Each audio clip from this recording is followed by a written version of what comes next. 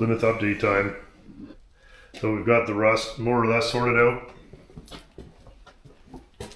Very happy with that. Dog leg repair done. Quarter panel repair done. Those are ready for primer. So we're just trying to think what is the absolute bare minimum amount of stuff we have to do. And then I'm looking at these big kind of suspicious looking dents in the door and how much work those are going to be. And then you had the right idea. Yeah, that it's a badass car that deserves some badass bumps, and it'll just kind of go with how awesome it is having a couple of knocks. Yeah, great.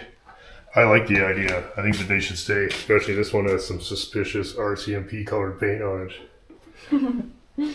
That's a great idea. And mostly just because it allows us to do a lot less painting. Yeah, just a little dent here. And it's, until you get up close to it, you don't even really notice it. So. No. Anyway, we're just but we got to fix all this. That's not going to get better. A couple of dents are kind of cool. So we got a little bit there, so we just got to clean it up. It's really just a lot of grinding. So we're not necessarily going to make everybody watch that.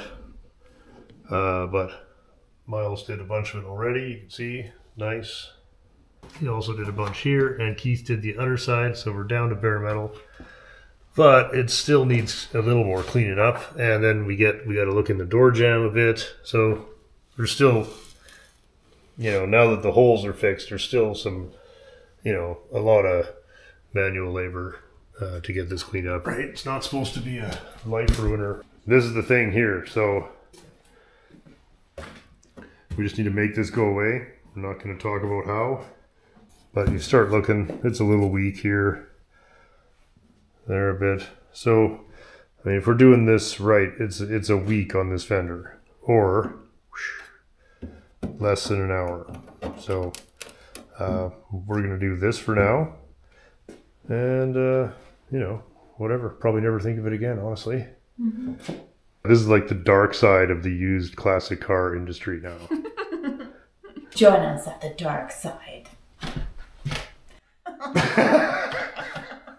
You're probably used to this kind of thing from this channel by now, so we're not going to dwell on exactly who's doing what right and all that kind of stuff, right? Like this, this is for our buddy Dan.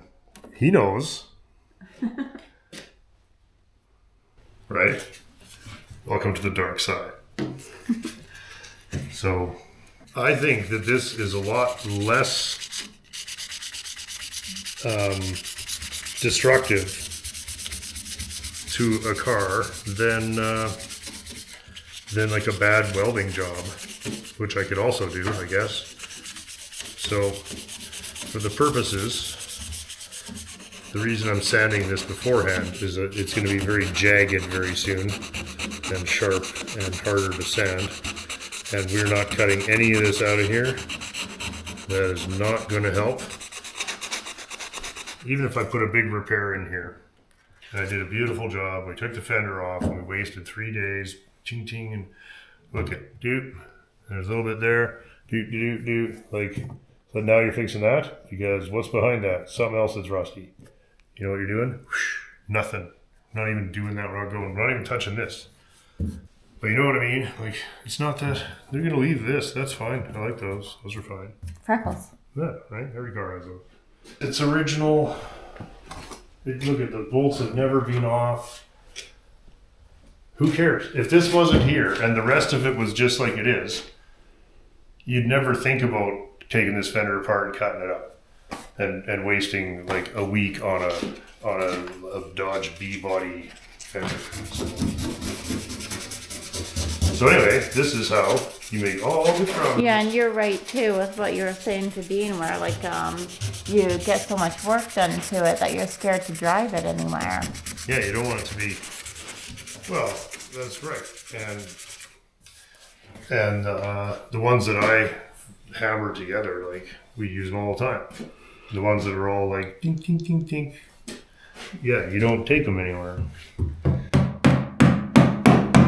So it's all kind of poofed up with rust. So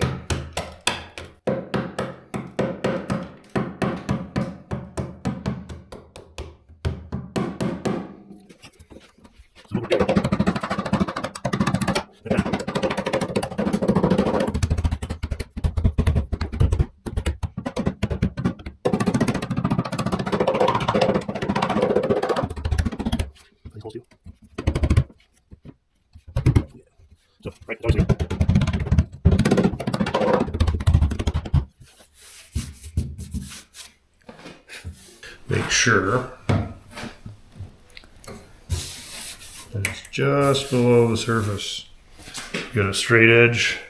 This is like a behind the scenes of every classic car show. This is more of an expose. We got to get it to Barrett Jackson or we're going to lose the shop. Okay, that's enough. Making a quick pattern, hey?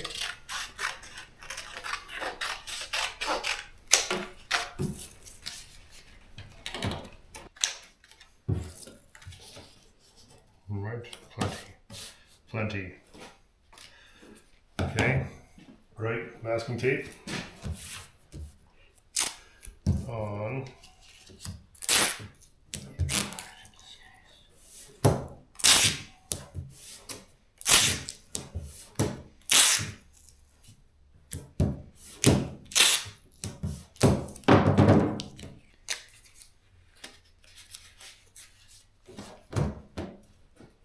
Okay, all the time. We should have a Plymouth song too, eh? Oh, this car gets its own A song, gnarly right? Plymouth So song. you gotta do it. Okay. That's a great idea. Well, the idea of doing it this way is that you don't use very much material. So we may have to do a second pass, but if we do, that's fine. Whatever. I think this is a great start. This stuff's so easy to work with, especially when you put like a half a jar of hardener in there. Yeah. Because you're an impatient bastard. And, ooh, that's bright orange today. It was pink to me. That's the pink, I mean, whatever. It's quite colorful. A lot of, oops, a little particle of some action in there.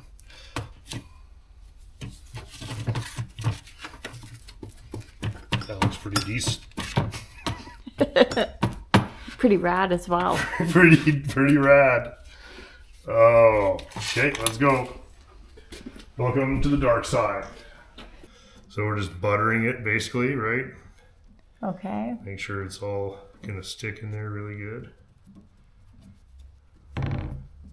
How much time do you have with so much? Oh, I don't know, five minutes maybe. Okay.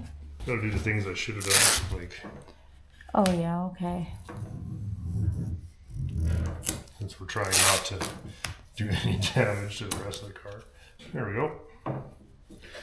And just buttering it in. Make sure we got good grip here. We'll be cutting it loose with a razor before it gets. Don't want to lose it down the hole. It's just fast. And very little. Like we had to scrape the barrel to get this tiny amount of Bondo, and it's going to be fine. Yeah. This is also, this is nice high test. This is top dollar Bondo too. Nothing too good for my girl. The best hatchet used car lot job ever. Right? Faster than you can say tonight on Barrett Jackson. Yeah, I watched that Russ Myers movie, so now I'm all into the badass cars. Oh yeah? The closer you can get it before it hardens up, the less you gotta sand, right? Like I'm just kind of just pushing it all, making the middle thicker where we need it anyway. So I want to make sure that when we sand it, that we don't just go right through it, right? So we want to make sure that we're a little bit low. Yeah. And then we put one more on top to smooth it out, just regular Bondo. This does all the holding stuff together. Probably hasn't gotten much worse in the last 20 years. So, whatever. Hey, we didn't even get, we haven't not even dusty and we're almost done this job, right? And Yeah. there's been, like I did a lot, we've already done a lot of that. This is not happening.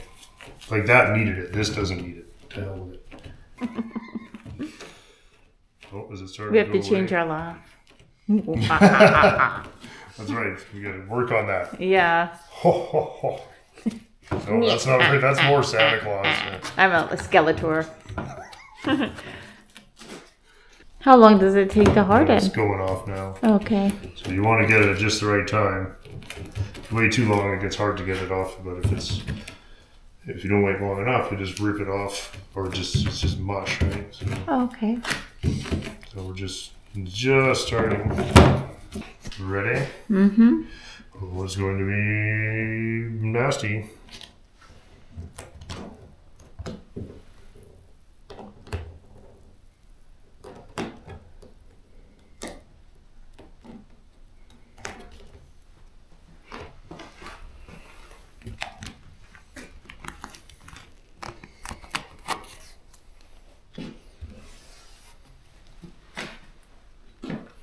It's like a heart almost. Yeah. We're done. Yep, totally.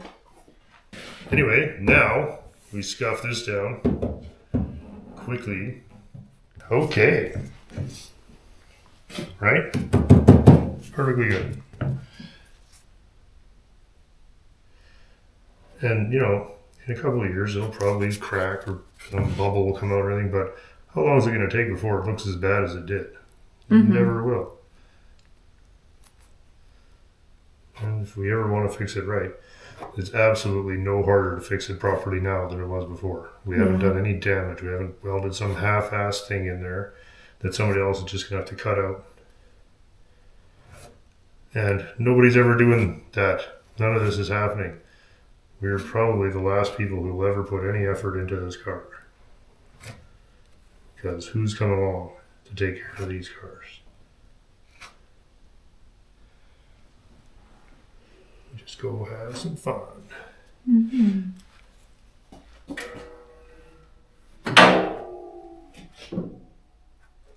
Okay, we're just showing off the old mill. Right? Yeah. Oh, still a bit mush. Getting a little ahead of myself here. Okay, it's a couple of days later, and I've got a little bit of primer on our fender patcheroo here. Let's have a look. There we go. It looks just lovely. So I'm going to start by blocking this off with some 150 grit here. You can see I put a little too much primer there because I was trying to fill pinholes, but whatever, stuff blocks no problem.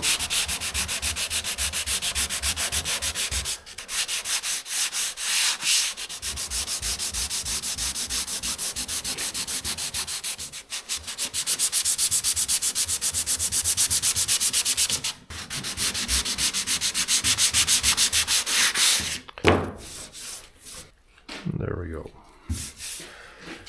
You can see that that should be very close to invisible when we're done. It's not going to be perfect because it's not meant to be. Get this edge a little bit here.